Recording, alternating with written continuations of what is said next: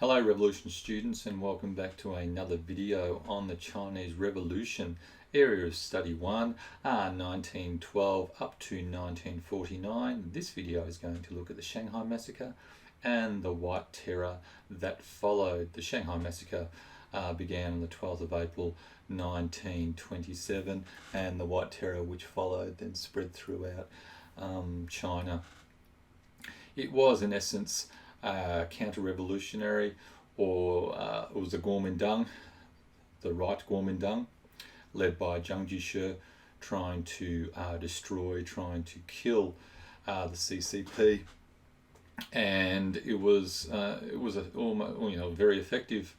We'll have a look at the numbers in a sec, but pretty much within the context of the events at that time, it was a part of the Northern Expedition. So if you have watched my previous video on the Northern Expedition, you will remember that the Kuomintang and the CCP and their Comintern advisors had marched north from the southern province of Guangdong, and they were marching north to take over all of China, defeat the warlords, and reunify China to create a republic once again under Kuomintang rule, or alliance rule, I suppose, with the CCP and their Comintern advisors. And as a part of that Northern Expedition, one part of it was that the CCP were organising strikes in some of the cities in China in order to aid the soldiers in the Northern Expedition. One of the biggest strikes, or perhaps the biggest one, was a general strike that occurred in Shanghai. It brought the city to a standstill, and which began in March 1927 and continued in through till April, and that is when Zhang Jishe took his opportunity to attack the CCP. So, and it began on the 12th of April, and he had allies within Shanghai, particularly not only soldiers from the foreign missions, the French and the British and so forth, who supported the attack, but in particular members of the Green Gang, who Zhang Jishe had known for quite a while, and who he brought on side and who he asked to help him overthrow the CCP within the city. So, some of the key points related to this event. Firstly, it ended the First United Front, so that's a major one. That First United Front that formed, that Sun Yat-sen was instrumental in forming, which was the alliance between the Kuomintang, the CCP, and the Comintern. And I remind you, Sun Yat-sen had formed the First United Front because he believed the Kuomintang by itself, particularly without Soviet help, was unable to defeat the warlords. So he realised the Kuomintang needed to be better organised, and also it needed its own army and help train that army, and he realised the Russians were the ones who can help him do that. So that was the impetus behind forming the First United Front. The Shanghai Massacre put an end to that. It decimated the CCP. So prior to the Shanghai Massacre and the White Terror, the CCP, you can see the numbers there, had around 60,000 members. By the end of 1927, there were only 10,000 of those original 60,000 members still alive. Many of the leaders, the key leaders, died at this time as well. Li Dazhao, for example, was captured in Beijing and killed. So was his daughter, who was tortured. It forced the CCP to begin to retreat from the cities and escape to this countryside. Probably the best examples of those are Mao Zedong and Zhu De, who escaped to Jingjiangshan. And then it forced the CCP, who were, prior to this, their big focus was on fomenting revolution amongst the workers and focusing on the workers as the revolutionary class in China. It was at this point, after the Shanghai Massacre and the White Terror, where many CCP leaders started looking towards the peasants, the revolutionary force. Mao Zedong, as we know, was already his view anyway, that the peasants were the key revolutionary class in China, but many other leaders started looking towards the peasants' role as well in the revolution in China too. Just prior to the Shanghai Massacre, Mao Zedong had conducted his survey of what was happening in Hunan province, amongst the peasant insurrections in Hunan province, and in late February, early March, he published his Hunan Report. And this Hunan Report, our next video is going to look at the Hunan Report in more detail. In summary though, this Hunan Report contains Mao's key revolutionary theory, I suppose his adaptation of Marxism to the situation in China. And it's in the Hunan Report that we see some of his fundamental revolutionary ideas. For example, his belief in the peasants as the key revolutionary class in China, his belief that class conflict was not between so much the workers and capitalists in China. That was not the key class conflict. It was rather between the peasants and the landlords. So this Hunan Report, he published it in March. And Meisner makes a really good point here, Maos Meisner. He argues that if the Shanghai Massacre had not occurred, then Mao Zedong might possibly would have been expelled from the party for some of the ideas that that he put in the Hunan Report, and we may never have seen anything of him again. And we would be studying a different Chinese revolution, I suppose, without Mao Zedong as the key leader. But that did not occur. And it enabled him, we can see there, it diverted the attention of the CCP leadership away from Mao and stopped disciplinary action against him. So Mao lived to fight another day. Another key point of the Shanghai Massacre was that it caused the GMD split. So this is, and we've discussed this in the previous video, where within the GMD there was the left and the right factions. The Shanghai Massacre caused a split within these factions. There was both factions vying for control of the GMD. The left GMD were led by Wang Jingwei in Wuhan, and the right GMD were led by Zhang Jieshi. Zhang Jieshi won out though, and he unified the Kuomintang beneath him.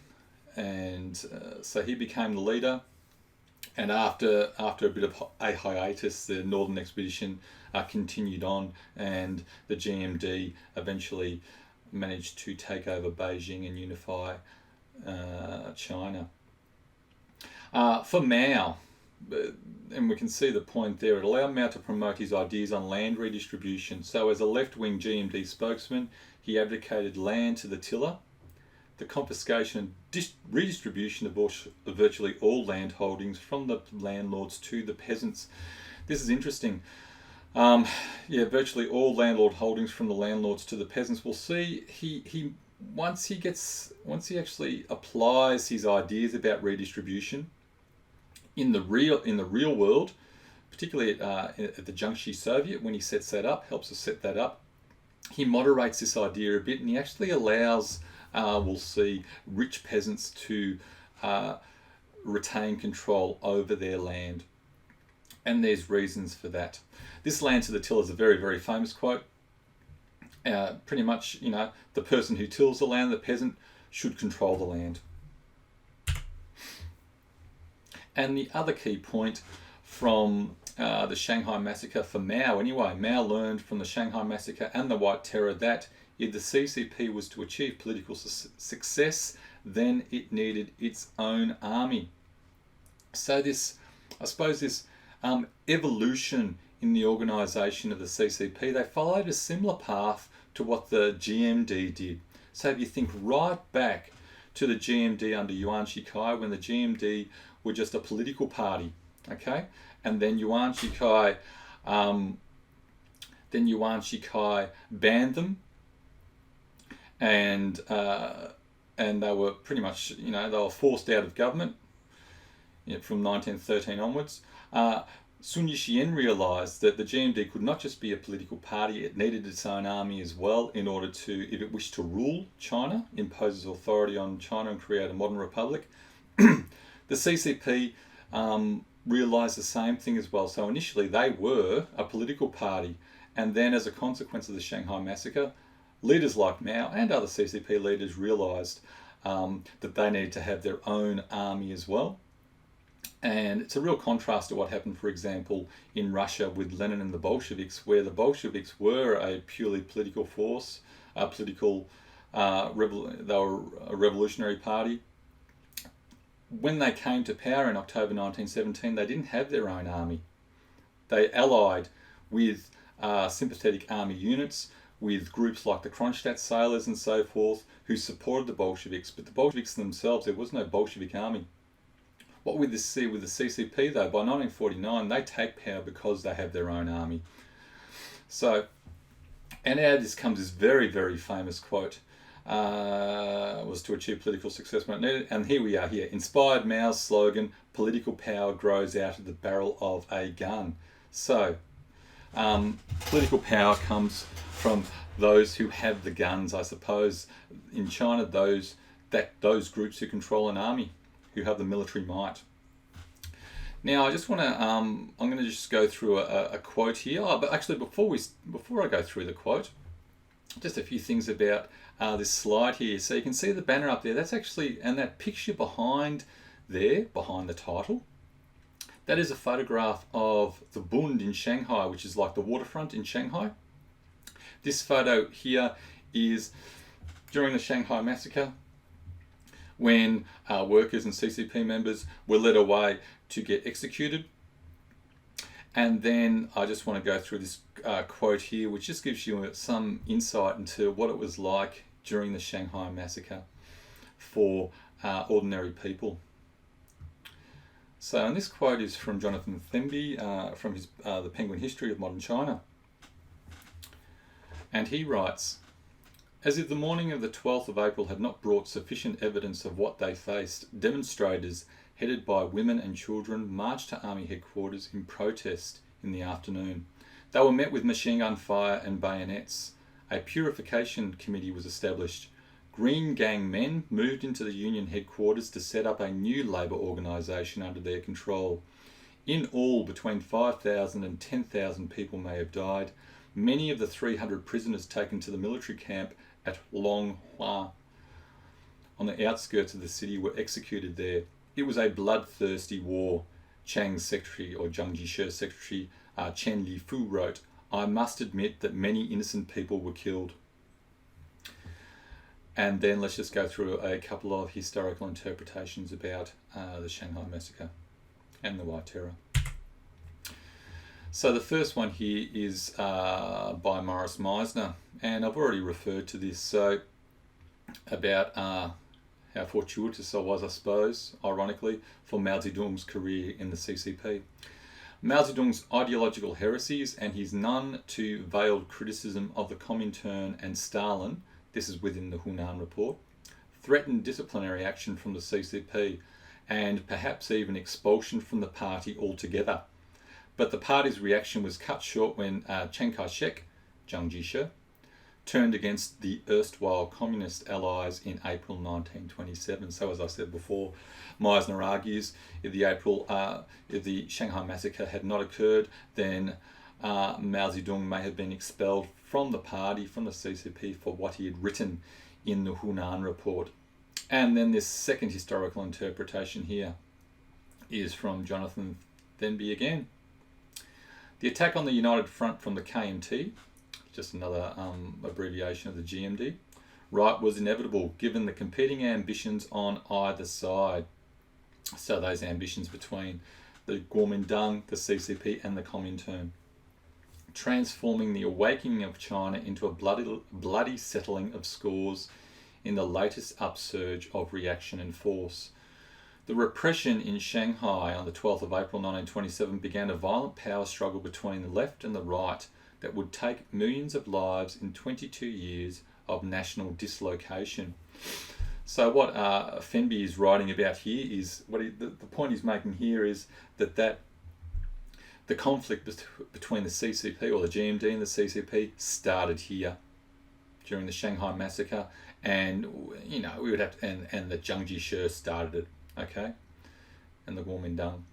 16 years after the overthrow of the Qing, aspirations to build a nation that could evolve on rational lines, respecting individuals and seeking happiness for more than the elite power holders, were thrown into jeopardy once more. And he's making the further point there that you know, Zhangji Shi has to take some responsibility for stopping this, you know, the aspirations to build a nation, okay, through his actions of attacking the CCP. Who knows? Who knows? Perhaps when the if the Shanghai Massacre hadn't occurred, if the White Terror hadn't occurred, perhaps the Kuomintang and the CCP and the Comintern could have established a strong unified republic. And even if we go even further, a strong unified republic that could have resisted Japanese encroachment into Manchuria in 1931, and then the actual full-blown invasion in 1937. Okay, but you know, what may be could have been, who knows? That's all history. So anyway, I'm blathering on a little bit. I hope you enjoyed this video. I hope you learnt a bit about the Shanghai Massacre, and I will see you next time. Goodbye.